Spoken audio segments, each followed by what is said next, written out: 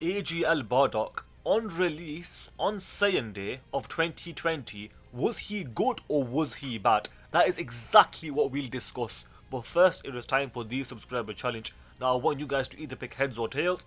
If you win, then you win, but if you lose, then you lose. And if you lose, you have to subscribe because that is the challenge. So pick right now, 3, 2, 1, go. What's it gonna be? It's gonna be heads. So if you pick tails, then you lose, and if you lose, you have to subscribe because that is the challenge. Now, as far as this Bardock goes, I think, like straight away I'll say this, I think he was okay on release. He wasn't awful, but he was not good. He was just okay.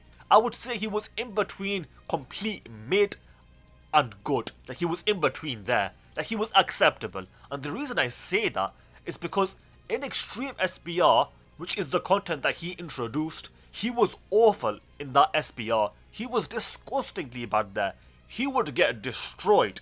But aside from the SBR, in longer events, because he stacked, he was good in those events just because he stacked. Because in reality, not including that stacking, he pretty much did nothing. And not to mention, his team was awful on release. In fact, let's quickly look at the team and we'll come back to this. If we look over here, Low Class Warriors, when this guy came out, was awful. Now obviously now it's quite a bit better. It's still not that good, but it's quite a bit better because since then we've gotten Farsha, we've gotten the Easy A for this Bardock, we've gotten the Easy A for the Turnus, we've gotten Raditz, the best unit in the game, but most importantly, we've gotten this Goku, and secondly, well, the second most important thing is that we've gotten this Bardock over here. So over time the team's gotten better, especially with this Goku. This Goku's really good, but even now the team's not that good, let alone back then when we pretty much had nothing. And by the way, the reason the Low Class Warrior team being good was important for this Bardock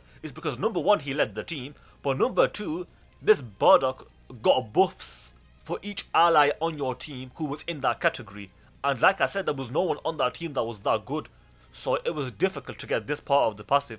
But to be fair, here he wasn't really getting any defense, so it wasn't that important, but that is important to mention. And then if we look at his other team, there's some good units here now, but on release there was nothing here pretty much.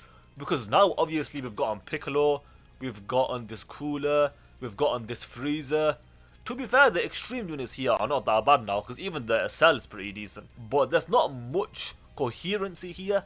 Like overall, especially on release, the team was not that good. Like for example, now we've gotten Gohan, who's really good.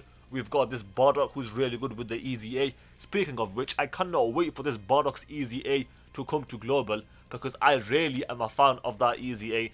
The defensive utility combined with the support makes this Bardock a really good unit. He's going to be useful for some time to come. Back to the unit though.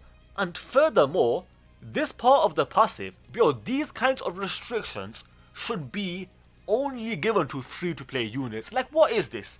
He's super effective when you're fighting a wicked bloodline enemy. Bro, how often are you going to see this part of the passive skill? Restrictions like these, like I said, should only, and I repeat, only be given to free-to-play units. This Bardock, either don't have this whatsoever and give him something else, or just let him be super effective at all times. There's no need to restrict it this badly. I will say about this unit though, his link set is actually fairly decent. Prepared for battles there, as you can see. He's got a Fierce Battle, he's got a Saiyan Warrior Race, he's got a Saiyan Lineage, so overall the link set is fairly decent over here. After you transform, it's even better arguably, because now he gets Super Saiyan. So honestly, the link set, I have no issues with the link set. The link set was good on release, and it's still good now. Obviously, Family Ties is an awful link, and then the First Awakened, what units have that?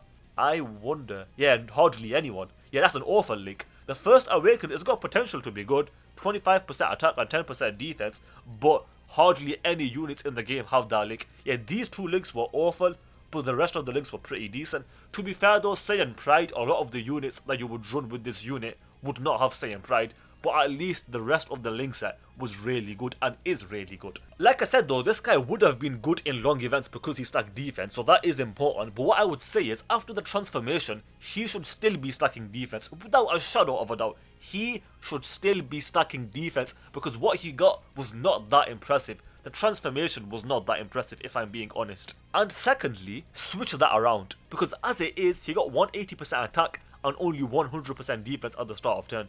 That should have been the other way around. Give him 180% defense and 100% attack, and that would be a lot better, without breaking the unit too much. He was super effective when attacking an extreme enemy, which is not as bad as it is pre-transformation, but it's still not ideal. Like, realistically, either get rid of it or just let him be effective at all times.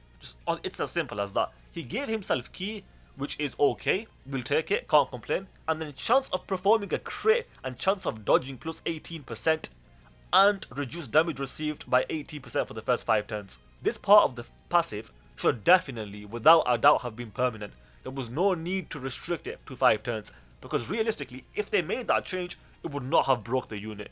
He mostly would have been the same. A lot better, obviously, but like, it's not a massive change that they could have made.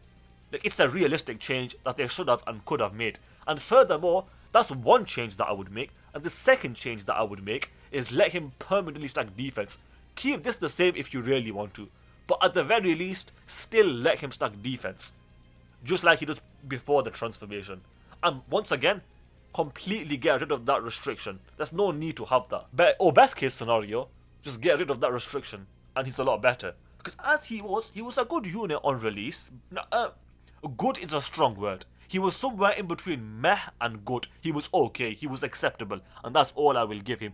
On a lot of teams though, I will give him that. I'll be honest right now, I'm not that optimistic about an easy A for this guy whatsoever. I think if this guy gets an easy A, I'm predicting it now, I think he will be a disappointing easy A, but I hope they prove me wrong, because that's what I want them to do. I want them to break him, prove me wrong, and make him really good, but we'll see what happens. I mean, he's got some good stats there. With an easy A, those will be very good, so we'll see what happens. If we look at the other Saiyan Day units, the year after this Bardock, we got Broly, and this Broly has aged decently even to this day. Obviously now he'll get destroyed in the more difficult content, but overall he definitely aged pretty decently. Same thing for this Majin Vegeta, he's still a top tier unit. Aged very well, a very good partner for LR Trunks and Vegeta, still one of the best units in the game. Both of these units aged really well, and they were both Saiyan Day units. This guy was also a Saiyan Day unit, but he did not age as well, and he wasn't even too good on release. But at least these two were a lot better. We'll see what they do this year. Speaking of Saiyan Day this year, don't forget we're probably going to get LR Trunks and Vegeta on this banner, and if we do, get ready with your coins, because he will definitely be worth your coins, because you best believe I'm getting LR Trunks and Vegeta with coins when he's on this banner. With that said, I hope you guys enjoyed the video. If you did, then do subscribe, especially if you failed the challenge, because that is the challenge. Also, do leave a like and comment, because those things do help out with the algorithm. With that said, thanks for watching, and I will see you guys next time.